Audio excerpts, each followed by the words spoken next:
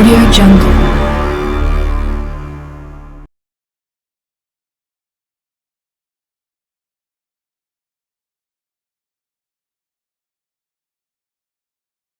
Lecture 3 के अंदर हमने पढ़ा था लॉजिकल ऑपरेटर्स के बारे में, मतलब कनेक्टिव्स के बारे में, तो वो क्या होते हैं। उसके अंदर हमने पढ़ा कंजंक्शन, डिसजंक्शन और एक्सक्लूसिव और, ये तीनों चीजें हमने लेक्चर 3 के अंदर स्टडी की थी।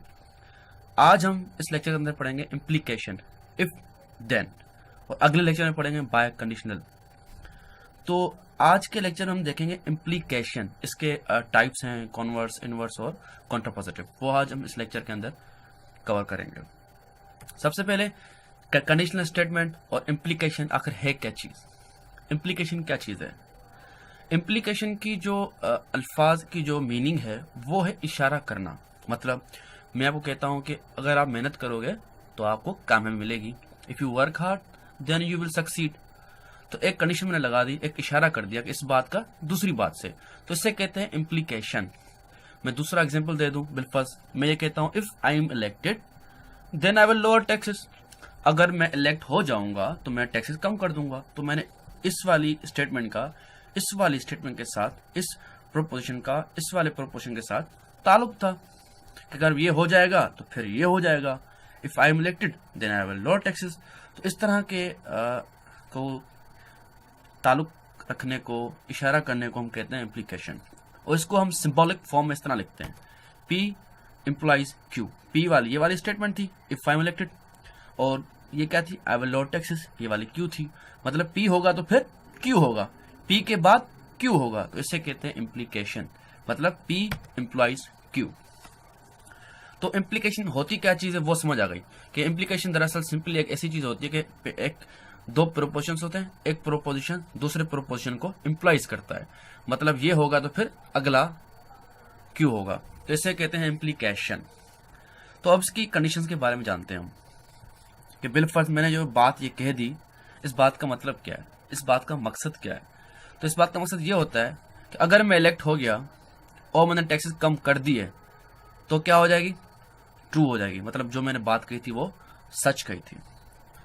अगर मैं इलेक्ट नहीं हुआ और टैक्सेस फिर भी कम होते हैं तब ये बात सच है, क्योंकि टैक्सेस तो कम होए ना। अगर मैं इलेक्ट नहीं हुआ तब भी टैक्सेस कम होते हैं तो फर्क नहीं पड़ता, टैक्सेस कम करना ही अक्सर मकसद था हमारा। इस बात से इशारा था, वो इशारा हो गया, तो तब भी ये मेरी बात सच साबित है। क्योंकि मैं इलेक्ट नहीं हुआ, इशारा देखो ना, इस वाली बात में देखो, अगर मैं इलेक्ट नहीं हुआ तो कम हो ना हो मुझे फर्क नहीं पड़ता, क्योंकि भाई मेरी बात थी कि मैं अगर इलेक्ट होऊंगा। तो अगर मैं इलेक्ट नहीं हुआ तब भी टैक्सेस कम होते हैं तो मेरी बात से कोई ताल्लुक नहीं है, तभी मेरी बात सच ही साबित होगी। अगर मैं इलेक्ट नहीं होता तब भी टैक्सेस कम नहीं होते, तब भी मुझे फर्क नहीं पड़ता, क्योंकि मैंने ऐसी कोई बात कही नहीं है। जो मैंने बात नहीं की तो बात जाहिर सी बात है, तो ये भी बात सच होगी।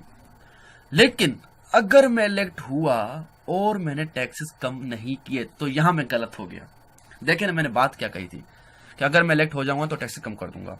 अब मैं इलेक्ट हो गया और टैक्सेस कम नहीं किए, सिर्फ इस वाली बात में क्या होगा कि मैं गलत साबित होऊंगा। बाकी हर बात में मैं सही हूं, बाकी तो हर बात में सही हूं। इलेक्ट हुआ, टैक्सेस कम किए, सही बात। इलेक्ट नहीं हुआ तो टैक्सेस कम हो ना हो फर्क क्या पड़ता है, तब भी सही बात। नहीं इलेक्ट हुआ तभी टैक्सेस कम नहीं हुए तो फर्क नहीं पड़ता। तो इन तीन दो चीजों से हमेशा ट्रू रहेगा, सिर्फ उस कंडीशन में कि अगर मैं इलेक्ट हो जाता हूं और मैं टैक्सेस कम नहीं करता, तो इस वाली कंडीशन में सिर्फ और सिर्फ मैं गलत, मतलब फॉल्स। तो ये वाली इम्प्लीकेशन मेरी गलत, बाकी ये तेरी तीनों इम्प्लीकेशन मेरी सही रहेंगी। तो हम इसको टेबुलर मतलब ट्रुथ टेबल के अंदर देखें तो ये देखें, पी स्टेटमेंट क्या थी, मैं इलेक्ट हो गया मतलब ट्रू, टैक्सेस कम कर दिए मतलब ट्रू। तो इसकी इम्प्लीकेशन क्या हुई, ट्रू। सीधी बात है, मैं इलेक्ट हो गया, टैक्सेस कम कर दिए तो मेरी बात सच साबित हो गई, तो ये इम्प्लीकेशन की ट्रू हो गई। इलेक्ट नहीं हुआ मतलब फॉल्स, और टैक्सेस कम हुए तब भी ये ट्रू, क्योंकि मैं इलेक्ट नहीं हुआ, फिर टैक्सेस कम हो या ना हो फर्क नहीं पड़ता मुझे, तब भी मेरी बात सच साबित है, क्योंकि मैं अपनी बात के खिलाफ तो नहीं जा रहा। मैं इलेक्ट नहीं हुआ, टैक्सेस कम नहीं हुए, तब भी बात अपनी बात के खिलाफ नहीं जा रहा, क्योंकि मैंने ऐसी कोई बात कही नहीं है, तो ये भी ट्रू हो गया। लेकिन मैं इलेक्ट हुआ और मैंने टैक्सेस कम नहीं किए तो ये अपनी बात के खिलाफ गया, मतलब ये फॉल्स। सिर्फ इस कंडीशन में फॉल्स, इलेक्ट हो जाऊंगा और क्यों नहीं होता, मतलब पी के बाद क्यों नहीं हुआ, तो सिर्फ ये इस वाली कंडीशन में फॉल्स, बाकी सब कंडीशन में ट्रू। तो इस तरह की स्टेटमेंट हम कहते हैं, इस तरह की इंप्लीकेशन को हम कहते हैं कंडीशनल स्टेटमेंट। मतलब इसका क्या हुआ, देखें, let P and Q be prepositions मतलब प्रोपोजिशंस, ये पी हो गया और ये क्यू हो गया, ये दोनों प्रोपोजिशंस है। और कंडीशनल स्टेटमेंट हमने इस तरह लिख दिया, पी इंप्लाइज क्यू, या आप इसको यूं कर सकते हैं इफ पी देन क्यू। ये सिर्फ विच इज फॉल्स, कब फॉल्स, जब पी ट्रू हो और क्यू फॉल्स हो, सिर्फ इस कंडीशन में फॉल्स होगा, बाकी अदरवाइज ट्रू, सब में ट्रू, सिर्फ इस वाली कंडीशन में फॉल्स। तो ये होती है इम्प्लीकेशन या कंडीशनल स्टेटमेंट। सीधी सी बात थी यार, इम्प्लीकेशन क्या थी, बस एक बात का ताल्लुक था कि अगर ये होगा तो फिर ये होगा, और जो मैंने बात कही है अगर वो साबित नहीं होती तो बस उसी कंडीशन में फॉल्स होगा, बाकी तो हर कंडीशन में ट्रू होगा, सीधी सी बात है। तो इसे कहते हैं हम कंडीशनल स्टेटमेंट। इसके अलावा एक पहली कंडीशन थी, मैंने कहा कि इफ मैं लेट हो जाता हूं तो हम इसको हम कहते हैं हिपोथेसिस, कि देखो इफ अगर मैं हो जाता हूं तो मैं एक तुक्का लगा रहा हूं ना, तो इसे कहते हैं हिपोथेसिस, एंटीसीडेंट्स या प्रीमिस, आप इसको तीनों नाम से पुकार सकते हैं। अगर मैं लेट हो गया, एक मैंने हिपोथेसिस दिया, एक मैंने तुक्का लगाया, तो फिर मैं ये करूंगा, तो मतलब उसका रिजल्ट, उसका कंक्लूजन, उसका कॉन्सिक्वेंस, ये वाली स्टेटमेंट हो गई। तो आप ये नाम थे, सिनोनिम्स थे, आप इसको बुला सकते हो नामों से, ना बुलाओ फर्क नहीं पड़ता, लेकिन आपको बस ये पता होना चाहिए कि इम्प्लीकेशन सिर्फ ये होता है कि एक पी प्रोपोजिशन होगा, एक क्यू प्रोपोजिशन होगा, अगर पी होगा तो फिर क्यू होगा। इस तरह के ताल्लुक को, इस तरह के इशारा करने को, इस तरह की कंडीशन को हम कहते हैं इम्प्लीकेशन। और कंडीशन स्टेटमेंट क्या हुई, यही इम्प्लीकेशन कंडीशन स्टेटमेंट हुई कि जिस कंडीशन में सिर्फ तब भी पी ट्रू हो और क्यू फॉल्स हो तब फॉल्स होगा, वरना आपकी कंडीशन हमेशा ट्रू होगी। तो इसके अलावा आगे बढ़ते हैं, मैं एक और एग्जांपल देता हूं इसी बात का, कि देखें मैं कहता हूं let P be the statement Maria learns discrete mathematics, Maria discrete mathematics पढ़ रही है, तो एक किस्म का ये प्रोपोजिशन हो गया पी। दूसरा, and Q the statement Maria will find a good job, मतलब दो स्टेटमेंट हो गई, एक पी ये वाली हो गई कि वो डिस्क्रीट मैथमेटिक्स पढ़ रही है, और दूसरी उससे अच्छी जॉब मिलेगी। तो अगर इसको मैं इम्प्लीकेशन फॉर्म में लिखूं, express the statement P implies Q, इस फॉर्म में लिखूं तो कैसे होगा, सीधी सी बात है, if Maria learns discrete mathematics then she will find a good job. क्या था इसमें, कुछ भी नहीं, बस इफ लगा दिया और देन लगा दिया, मतलब ये होगा तो फिर ये होगा, इस तरह की स्टेटमेंट बन गई। तो मतलब आपको इस तरह दी जाए तो आप उसको इस तरह स्टेटमेंट बना सकते हो। एक और एग्जांपल, बिलफर्ज आपको ये मिला गया है, अब आपको फुल टाइम सही तरीके से आपको प्रीपोजिशन कंडीशन स्टेटमेंट मिल गई, if you are working hard then you are a topper. इसको हम सिंबॉलिक फॉर्म में कैसे लिखेंगे, आसान सी बात है, इस तरह लिखेंगे पी इंप्लाइज क्यू, मतलब पी होगा तो क्यू होगा, if you are working hard ये वाली हो गई, देन यू आर टॉपर ये क्यू हो गया, बस। तो आगे बढ़ते हैं इनके टाइप्स के। पहले मैंने बात की कंडीशन स्टेटमेंट, वो क्या थी, if you are working hard then you are topper, ये था कंडीशन स्टेटमेंट जिसको हम लिखते हैं पी और इंप्लाइज क्यू, इससे हम इस तरह लिखते हैं कंडीशनल को। लेकिन इसको लिखने का दूसरे तरीके हो सकते हैं। बिलफर्ज मैं ये बात पहले करता हूँ, मैं कहता हूँ if you are topper then you are working hard, लिख सकता हूँ ना इसको रीअरेंज करके इस तरह लिख सकता हूँ, if you are a topper then you are working hard.